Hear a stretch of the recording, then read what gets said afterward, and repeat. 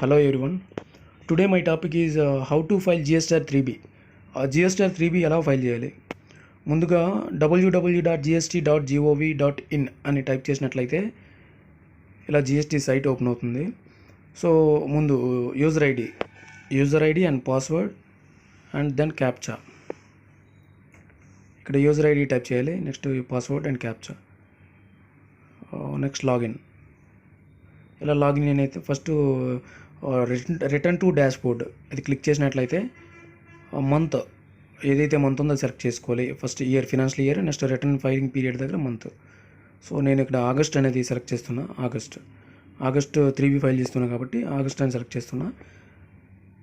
So కింద మనకి GSTR 3B కనిపిస్తుంది. మంత్లీ రిటర్న్ జిఎస్టీఆర్ 3B ఉంది కదా, సో దీన్ని మనం క్లిక్ చేయాలి, ఎందుకంటే జిఎస్టీఆర్ 3B ఫైల్ చేస్తున్నాం కాబట్టి. సో జిఎస్టీఆర్ 3B ఇది జిఎస్టీఆర్ 3B ఓపెన్ అయిన ఫస్ట్ మనకు కొన్ని ఆప్షన్స్ కనిపిస్తాయి. Have you made any supply of goods and services including nil rated, exempt and non GST supplies or received any supplies liable to reverse charge during this tax period. అంటే ఈ యొక్క మంత్లో మనం ఏవైనా out అంటే sales ఏదైనా చేస్తున్నామా, లేదంటే అదే నిల్ రేటెడ్ కానీ అదర్ దెన్ నిల్ రేటెడ్ కానీ లేదన్నా ఏమైనా రివర్స్ ఛార్జెస్ కానీ సప్లైస్ ఏమైనా ఉంటే ఎస్ అని క్లిక్ చేయాలి, లేదంటే నో అని పెట్టాలి. Have you made any interested supplies to unregistered persons, composition taxable persons or UIN holders. అంటే మనకి ఏదైనా ట్యాక్స్ లేకుండా అన్రిజిస్టర్డ్ పర్సన్కి ఏమైనా మనం సేల్ చేసినట్లయితే ఎస్ అని పెట్టాలి, లేదంటే నో అని పెట్టాలి.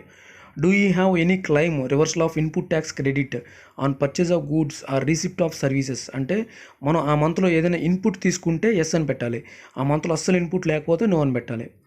Have you made received any nil rated, exempt or non GST supplies during this tax period.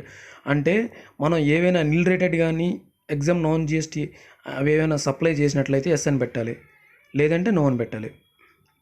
Next do you have any interest or late fee. Interest కానీ లేట్ ఫీ ఉంటే yes అని, లేదంటే no అని. అది automatic blink అవుతుంది, మనం blink చేయాల్సిన పని లేదు, ఆటోమేటిక్ అదే ఎస్ కానీ నో అని బ్లింక్ అవుద్ది. కింద do you have any tax liability due to GST at Tron 1. ఇది కూడా ఆటోమేటిక్గా అది నో కానీ ఎస్ అని బ్లింక్ అయిపోతుంది ఆటోమేటిక్. మనం లాస్ట్ 2 ఆప్షన్స్ ఉన్నాయి కదా, దాన్ని మనం టచ్ చేయాల్సిన పని లేదు, అవే బ్లింక్ అయిపోతాయి. ఓకేనా? ఇలా క్లిక్ చేసినట్లు ఏవైతే మనం ఆప్షన్లు ఎస్ అని పెట్టామో అవి అక్కడ షో అవుతాయి. ఇలా tax on outward and reverse charge inward supplies అని ఉంది కదా, ఇది అంటే it is completely relating to output tax. ఓకేనా? సేల్స్ ఆ మంత్లో ఏదైతే సేల్ చేసామో outward taxable supplies other than zero rated, nil rated and exempted, ఆ మంత్లో ఏదైతే సేల్ ఉందో ఆ సేల్కి సంబంధించి టోటల్ ట్యాక్సిబుల్ వాల్యూ అనేది ఫస్ట్ కాలంలో మెన్షన్ చేయాలి, total taxable value. Next IGST, మొత్తం ఆ యొక్క మంత్లో ఏదైతే అవుట్పుట్ ఐజిఎస్టీ ఏదైతే ఉందో అది ఇక్కడ మెన్షన్ చేయాలి. నెక్స్ట్ అవుట్పుట్ సిజిఎస్టీ, ఆ మంత్లో సిజిఎస్టీ ఏదైతే ఉందో అది నెక్స్ట్ అవుట్పుట్ ఎస్జిఎస్టీ. ఇక్కడ output taxable value, total taxable value, next IGST, next CGST, next state tax అన్నమాట ఎస్జిఎస్టీ. ఇవి మెన్షన్ చేసిన తర్వాత నెక్స్ట్ ఆప్షన్ బి ఏముంది, output taxable supplies zero rated ఏవైతే ఉన్నాయో అవి అక్కడ మెన్షన్ చేయాలి. Next other outward supplies nil rated, exempted, ఇది అవసరం లేదు. Next option D inward supplies liable to reverse charge అని ఉంది కదా, అక్కడ ఏదైతే మనం ట్రాన్స్పోర్ట్ ఛార్జెస్ కానీ సెక్యూరిటీ కానీ ఏదైతే రివర్స్ ఛార్జ్ ఏదైతే పే చేయాలనుకున్నామో అది ఇక్కడ మెన్షన్ చేయాలి. అంటే ఇక్కడ ఏదైతే వేస్తాం అది పే చేస్తాం, మళ్ళీ అక్కడ తర్వాత ఇన్పుట్ తీసుకోవచ్చు. సో ఇక్కడ అది ఏదైతే మనం ముందు జిఎస్టీఆర్ 3B ముందే అది మనం పే చేయొచ్చు.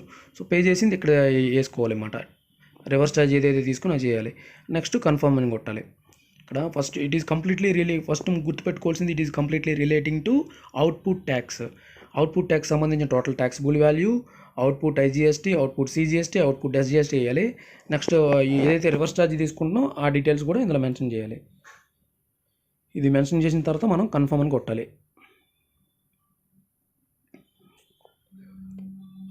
నెక్స్ట్ ఏముంటుంది, ఇది అవుట్పుట్ కదా, next input. Next eligible ITC అనే ఆప్షన్ కనిపిస్తుంది. సో నీట్గా మనం జిఎస్టీఆర్ 3B ఫైల్ చేసేటప్పుడు నీట్గా ఆప్షన్స్ అన్ని నీట్గా చూసి పర్ఫెక్ట్గా అవి చేసి నెక్స్ట్ కన్ఫర్మ్ అని కొట్టాలి.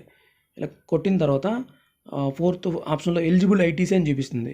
అంటే ఐటీసీ ఇన్పుట్ ట్యాక్స్ క్రెడిట్ మనం ఆ మంత్లో ఏదైతే తీసుకుంటున్నామో ఇన్పుట్ అది ఇక్కడ మెన్షన్ చేయాలి. ఆల్రెడీ మనకి ఇన్పుట్ ఉంటే ఇక్కడ మనకు ఆటో షో అవుద్ది అన్నమాట ప్రీవియస్ మంత్ది.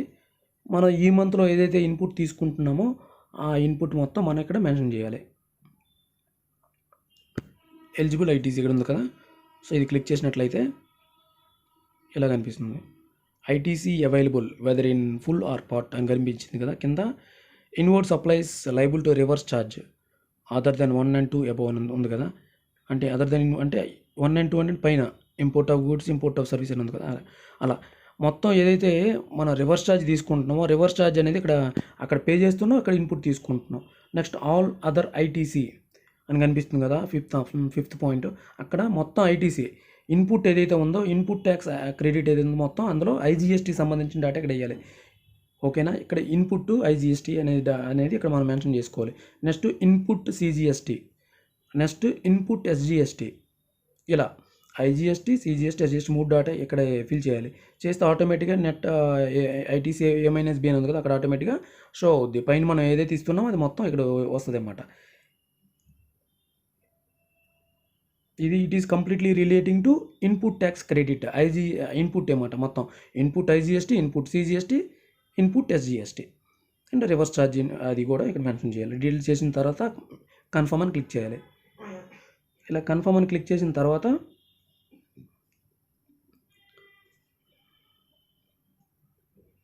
ఇక్కడ మనం అవుట్పుట్ డేటా వేసాం, ఇన్పుట్ డేటా వేసాం.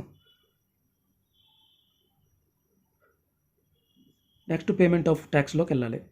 అక్కడ ఇంట్రెస్ట్ అండ్ లేట్ ఫీ అని ఉంటే కనిపిస్తాయి పక్కన 5.1లో. నెక్స్ట్ 6.1 అనేది అంటే పేమెంట్ ఆఫ్ ట్యాక్స్.